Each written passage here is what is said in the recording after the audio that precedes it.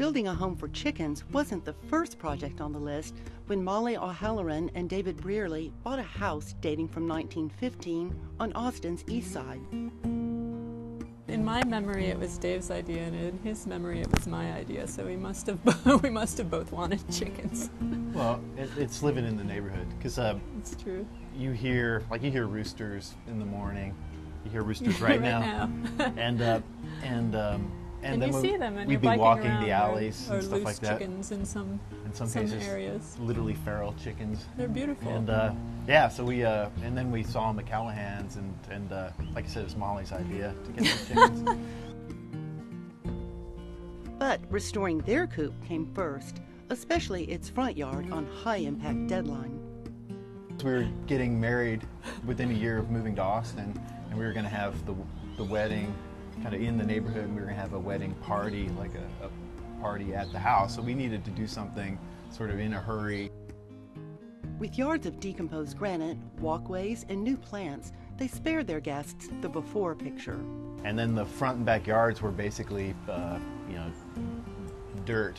People used to park their cars and work on their cars in the front yard. So we're pretty much starting from scratch. We built some berms in the front for cactus just because everything was so flat and monochromatic. And we didn't want to have to pay to haul off extra dirt that we had on the property. So we mounded things up, and that's why the cactus are doing so nicely in the front.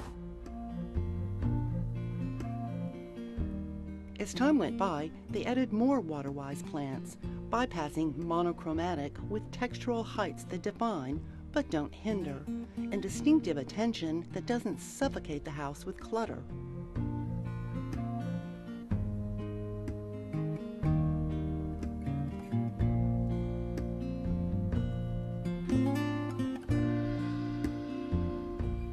And then it wasn't until maybe 3 years ago that we put the vegetable patch in the front, and it's just because in the winter the backyard gets plenty of sun, but in the summer the pecans shade most things out. So this got started for a summer tomato and pepper patch, but now it's a full year garden, vegetable garden.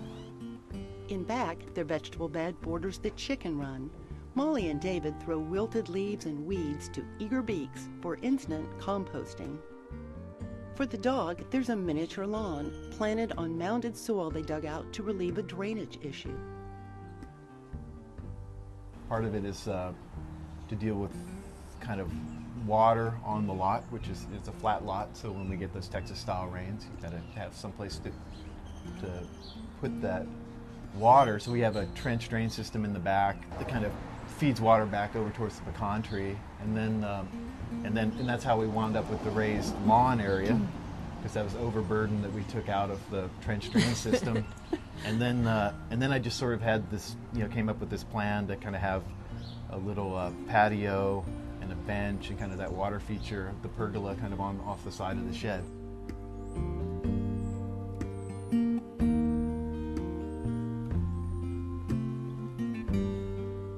Makes a nice path from the house out to the chicken coop. And eventually we'll have a back deck coming off of the house. So you'll come out the house to the back deck, step down to the lawn, and then kind of step down to the paths. Doing the work themselves, they rely on recycled materials for most of it.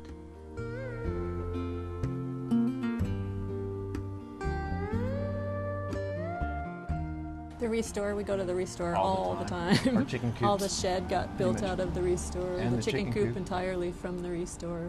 Yeah. Recycled galvanized metal and all the lumber.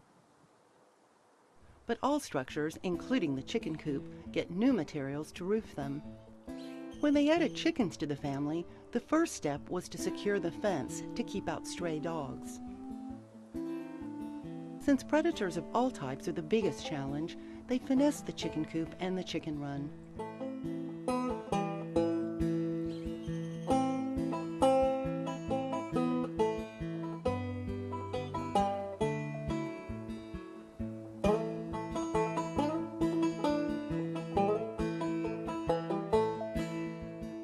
So we dug down around when we were building the coop, we dug trenches all around the perimeter and buried hardware cloth, quarter inch, I think. Well, it's hardware maybe, cloth. yeah. It doesn't have to be So super tight things mesh can't underneath burrow there. in. And then you'll see that 2 sides of the coop are open to the air, but they're double wrapped with chicken wires, so things can't crawl in And hardware that cloth. way. Yeah. But it's ventilated really well. But we did have to protect them from hawks that were, when the leaves would come off the trees, the hawks would see the birds and then they would try to land in the backyard. So we put up a bird netting. An automatic coop door on a carefully set timer comes in handy if Molly and David must be away at roosting time. The chickens pay for the room and board as compost turners. The bins are kind of wrapped with hardware cloth, but they're open to the front.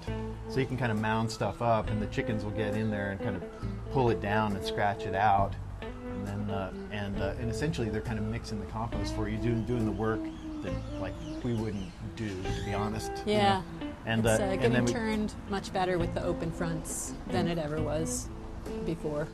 and then at certain times of the year they get to come out and scratch around the backyard and in the lawn and kind of in the remnants of the garden, things of that nature. We let them out for little vacations so they can, when we're between garden seasons or Like if we something like that. had a cover crop, we started doing cover crops a little bit more this year. So in between kind of plantings in the garden, and so then at some point you want to turn that cover crop in, and it's great to let the chickens out there and have them kind of give them the first go at it, because they love to just peck and scratch at stuff, and, eat green leaves. What they eat makes a difference in the eggs that Molly and David will never have to buy again. When they're sort of in their prime, like we have 6 chickens and we were having way more eggs than we could eat between the 2 of us. We were giving eggs to one of our neighbors who's since got chickens herself, and we did a eggs for art exchange. She's a painter, And, and we got a painting, So which is it's very generous from her end, I think. yeah. And but they're good eggs. I mean, they're qualitatively better than the eggs, even the organic pasture fed eggs that you get. Oh, at they're the so store. good, and you can tell. I mean, even with our same chickens, you can tell from season to season by the eggs what they're eating. So in this time of year and all through the winter, when they're getting lots of greens from the garden, the eggs get really orange colored and very rich. And then in the summer, we don't garden much in the summer, and when they're eating mostly corn, the yolks get more pale, and so it's really interesting to see, what they're eating affects what you're eating, of course. Winter can mean a slowdown in production. They like the cooler weather, but the shorter days can also trigger a molting response, where they actually, it's one of the ways nature kind of wins out over our attempts to kind of breed them and to be egg producers, is they want to shed all of their feathers so that they can fly south. And so the body goes, when they're molting, the body's resources are going to replace their feathers instead of give you eggs.